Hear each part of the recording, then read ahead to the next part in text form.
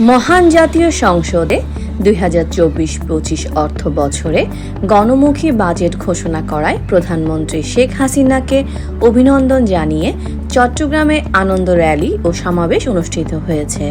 বৃহস্পতিবার সন্ধ্যায় 44 নং মধ্যম আগ্রাবাদ সাংগঠনিক ওয়ার্ডের আগ্রাবাদ শান্তিবাগের মোড়ে এই কর্মসূচির আয়োজন করে চট্টগ্রাম মহানগর বঙ্গমাতা শেখ ফজিলাতুন্নেসা মুজিব স্মৃতি পরিষদের সাধারণ সম্পাদক আওয়ামী লীগ নেতা হাজী মোহাম্মদ এহসানুল আজিম লিটন।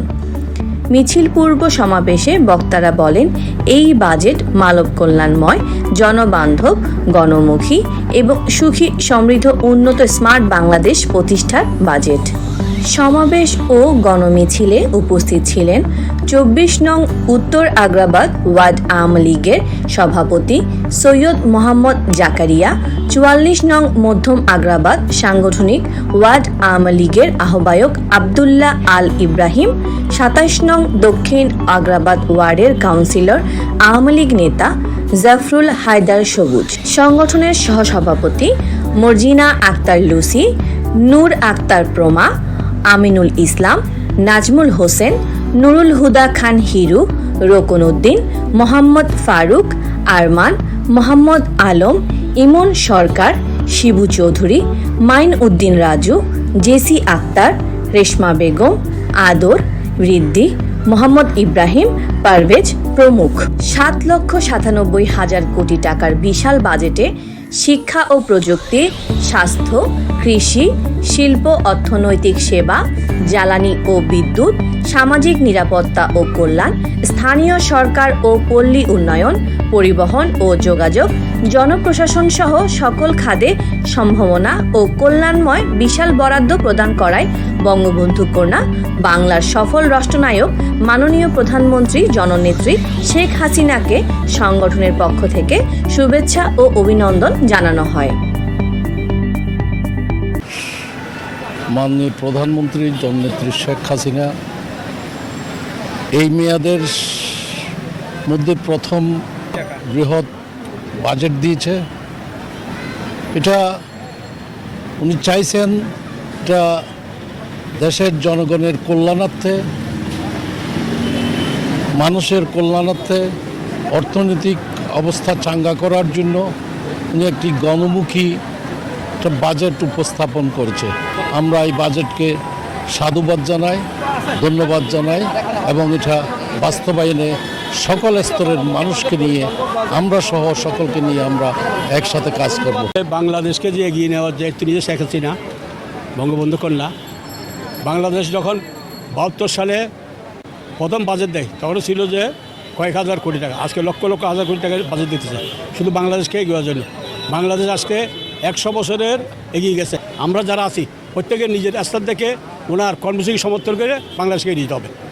বঙ্গমাতা পরিষদ কর্তৃক আয়োজিত আজকের বাজেটকে সামনে রেখে আমাদের এই পরিষদের সদস্যবৃন্দরা যেই স্বাগত মিছিল করতে আসছে, আমরা তার পক্ষ থেকে আপনাদেরকে এবং দেশবাসীকে স্বাগত জানাই এবং প্রধানমন্ত্রীকে আমরা শুভেচ্ছা স্বাগত জানাই, অভিনন্দন জানাই। কারণ বর্তমান অবস্থায় মাননীয় প্রধানমন্ত্রী দেশরত্ন শেখ হাসিনা এই দেশের মানুষকে স্বস্তিতে রাখার জন্য, বাজার নিয়ন্ত্রণের জন্য এবং জনগণের উন্নয়নের জন্য যে বাজেট প্রণয়ন করেছেন সেই বাজেটকে আমরা স্বাগত জানাচ্ছি। কি টেনশন? রবিতে নো টেনশন, কারণ 1 মাসের প্যাকে অনেক বেশি ইন্টারনেট। মাননীয় প্রধানমন্ত্রীর এই বাজেটে এক কথায় জনকল্যাণকর, গণমুখী এবং সুখী সমৃদ্ধি বাংলাদেশের দিক নির্দেশনা রয়েছে। বঙ্গবন্ধু সোনার বাংলা বিনির্মাণ এবং স্মার্ট বাংলাদেশ প্রতিষ্ঠার যে অঙ্গীকার আমাদের দ্বাদশ জাতীয় সংসদ নির্বাচনে ছিল, সেই ইশতেহারের বাস্তবায়ন এই বাজেটে ঘটেছে। আমরা এই বাজেট বাস্তবায়নের জন্য সকলের সার্বিক সহযোগিতা কামনা করছি। মিরসরাইতে আজকে বঙ্গবন্ধু শিল্পাঞ্চল হয়েছে, যেটা প্রায় 40,000 একর জমির উপরে। আমি স্মরণ করছি আমাদের বীর চট্টলার অভিভাবক, বাংলাদেশ আওয়ামী লীগের প্রেসিডেন্ট মেম্বার, সফল সাবেক মন্ত্রী ইঞ্জিনিয়ার মোশাররফ হোসেনকে। তিনি এখানের এই বিশাল সম্ভাবনা মাননীয় প্রধানমন্ত্রীর কাছে উপস্থাপন করেছিলেন এবং উনি এই সম্ভাবনার জন্য কাজ করে এই শিল্প অঞ্চল বাস্তবায়ন ক্ষেত্রে অনন্য ভূমিকা রেখেছেন বলেই আজকে এশিয়ার অন্যতম শিল্পাঞ্চল মিরসরাইতে আজকে হয়েছে বঙ্গবন্ধু শিল্পাঞ্চল। এখানে প্রায় 50 লক্ষ, প্রায় নিয়ার আবার 60 লক্ষ লোকের কর্মসংস্থান সেখানে হচ্ছে। বঙ্গমাতা শেখ ফজিলুন্নেছা মুজিব স্মৃতি পরিষদ এটা একটা অত্যন্ত মার্জিত জায়গা, আমাদের আবেগের জায়গা। আমরা এখানে অনেক আমরা সামাজিক কল্যাণমূলক কাজগুলো আমরা করে থাকি। আমরা জাতীয় দিবসগুলো আমরা এই অধীনে পত্র মহানগরী পালন হয়। এই পর্যন্ত আমরা বঙ্গবন্ধুর আত্মজীবনী বিভিন্ন অনুষ্ঠানে প্রায় 20,000 অধিক আমরা ছাত্রদের কাছে তুলে দিয়েছি। শিল্পকলা আমাদের প্রোগ্রামগুলো হয়েছে। আমাদের মহানগর আওয়ামী লীগ সভাপতি মাহতাবউদ্দিন চৌধুরী এখানে উপস্থিত ছিলেন। বঙ্গমাতা অ্যাওয়ার্ড প্রোগ্রামগুলো করেছি। সামাজিক সেই এখানে স্কুলে বিভিন্ন জায়গায়, যেখানে শিক্ষার জায়গা, যেখানে শিষ্টাচারের জায়গা, সমাজের একেবারে নিবিড়ভাবে হেল্পলেস পিপল যেখানে রয়েছে, যেখানে আমরা দরিদ্র সীমার নিচে বসবাস করি, সেখানে আমরা কম্বল বিতরণ করি, সেখানে আমরা ওষুধপত্র বিতরণ করি, এবং যে যারা এখানে হেল্পলেস দরিদ্র শিশু যারা রয়েছে আমরা সেখানে খেলার উপকরণ, ফুটবল, ক্রিকেট, ব্যাডমিন্টন উপকরণগুলো আমরা বিগত দিয়ে এসেছি। এই এলাকায় অনেক কর্ম আমরা করেছি, অন্য জায়গায় হচ্ছে, এবং এদের জন্য আমরা যতটুকু সম্ভব বই খাতা কলমের ব্যবস্থা, মাদ্রাসায়ও আমরা এই একই কাজ চলে। আমরা কোরআন শরীফ বিতরণ করেছি এই প্রতিষ্ঠানের উদ্যোগে, এবং আমরাই এবং মাদ্রাসার ছাত্রদের জন্য আমরা চিন্তা করি শুধু স্কুলের ছাত্ররা বিভিন্ন খেলায় ধুলায় প্রতিযোগিতা অংশগ্রহণ করে, তারা কি করবে, তাদের জন্য আমরা কোরআন প্রতিযোগিতা এবং এদের সূরা প্রতিযোগিতার আমরা আমাদের শ্যামলী আবাসিক এলাকার যে মসজিদ সেখানে আমরা আয়োজন করেছি প্রস্তুত। আমরা এই ধরনের জনকল্যাণমূলক কাজগুলো, শিক্ষণীয় কাজগুলো এই সংগঠনের অধীনে আমরা করে যাচ্ছি, এবং আমরা প্রত্যাশা করি আমরা সকলে মিলে সামাজিক সংগঠনের নেতৃবৃন্দ যদি সমাজের দায়িত্ব নিই, সমাজের অবক্ষয় রোধে যুব সমাজের জন্য কাজ করতে পারবো, এবং একটা কর্মঠ যুব সমাজ আমরা তৈরি করতে পারবো, এবং সুশিক্ষিত ছাত্র সমাজ তৈরি করে আমরা স্মার্ট বাংলাদেশ বিনির্মাণের জন্য স্মার্ট আমরা জেনারেশন আমরা তৈরি করতে পারবো। বিশাল এই বাজেটের আকার হয়েছে 7,97,000 কোটি টাকা এই বাজেট। এখানে জিডিপি প্রবৃদ্ধির হার রয়েছে 6.7%, মূল্যস্ফীতির লক্ষ্যমাত্রা হয়েছে 6.5%, ঘাটতি বাজেট রয়েছে 2,56,000 কোটি টাকা। আমাদের এনবিআরের কর্তৃক রাজস্ব আয় এখানে আছে 4,80,000 কোটি টাকা, এবং মোট রাজস্ব আয়ের পরিমাণ হলো 5,41,00,000 কোটি টাকা। অন্যান্য জিনিস বৈদেশিক ঋণ এবং ব্যাংক থেকে অন্যান্য ঋণ সংগ্রহ করে এটা সমন্বয় করা হবে। এখানে যেই আমরা মাননীয় প্রধানমন্ত্রী সফল রাষ্ট্রনায়ক মাননীয় প্রধানমন্ত্রী শেখ হাসিনা আজকে যে বাজেট ঘোষণা করেছেন বাংলাদেশকে একটি উচ্চতায় নিয়ে যাওয়ার জন্য, এই বাজেট যে দৃষ্টি রাখলেই সেটা স্পষ্ট বোঝা যায়, এবং তার ব্যাখ্যাও বাজেটে রয়েছে, যৌক্তিক ব্যাখ্যা রয়েছে। এখানে যে বরাদ্দগুলো রয়েছে সেখানে শিক্ষা ও প্রযুক্তি স্মার্ট বাংলাদেশ করতে হলে স্মার্ট জেনারেশন তৈরি করতে হবে, সেখানে শিক্ষার প্রয়োজন রয়েছে, এবং প্রযুক্তির দিক থেকে আমাদের ছাত্রদেরকে সুশিক্ষিত করে তুলতে হবে, কারিগরি শিক্ষা তাদেরকে দিতে হবে। সেই কারণে ব্যয় ধরা হয়েছে 1,11,157 কোটি টাকা ব্যয় ধরা হয়েছে। আমরা কৃষি নির্ভর দেশ, আমাদের দেশে আমরা আমাদের নিজেদের যে উৎপাদন করি আজকে আমাদের সে উৎপাদন দিয়ে আমরা আমাদের চাহিদা পূরণ করার মধ্যে সক্ষমতা আজকে মাননীয় প্রধানমন্ত্রী শেখ হাসিনা সরকারের এই সময়ের মধ্যে আমরা অর্জন করেছি।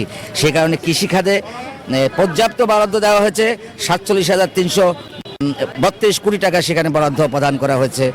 শিল্প অর্থনৈতিক সেবা এই খাতে 5,694 কোটি টাকা বরাদ্দ প্রদান করা হয়েছে। আমাদের অন্ন, বস্ত্র, শিক্ষা, চিকিৎসা আমাদের সাধারণ নাগরিকের মৌলিক অধিকারের মধ্যে পড়ে। সে কারণে শিক্ষা খাতে 41,408 কোটি টাকা বরাদ্দ, 80 কোটি টাকা বরাদ্দ প্রদান করা হয়েছে। জ্বালানি ও বিদ্যুৎ, আজকে জ্বালানি খাতকে মাননীয় প্রধানমন্ত্রী শেখ হাসিনার সরকারই গত 18 বছরে জ্বালানি খাতকে, বিদ্যুৎ খাতকে আজকে স্বয়ং সম্পূর্ণ স্বাবলম্বী করেছে। রুগ্ন জ্বালানি খাতকে আজকে একটা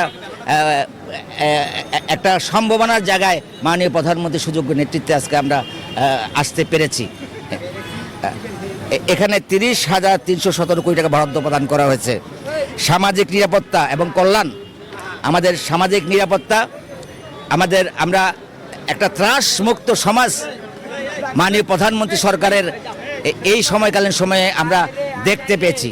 এখন এখানে মানুষ শান্তিতে বসবাস করছে। মাননীয় প্রধানমন্ত্রী শেখ হাসিনার সরকারের এই সময়ের মধ্যে মানুষ নিরাপত্তার মধ্যে তাদের ব্যবসা বাণিজ্য, দোকান পাট, চাকরি বাকরি, কোর্ট কাছারি, সমস্ত কিছু নিরাপত্তার মধ্যে অত্যন্ত স্থিতিশীলতার মধ্যে মানুষ স্বস্তিকর পরিবেশে আজকে জীবনযাপন করছে। তাদের ব্যবসা বাণিজ্য, চাকরি বাকরি, জীবন ধারণ, অন্যের সংস্থান তারা করতে পারছে নির্বিঘ্নে।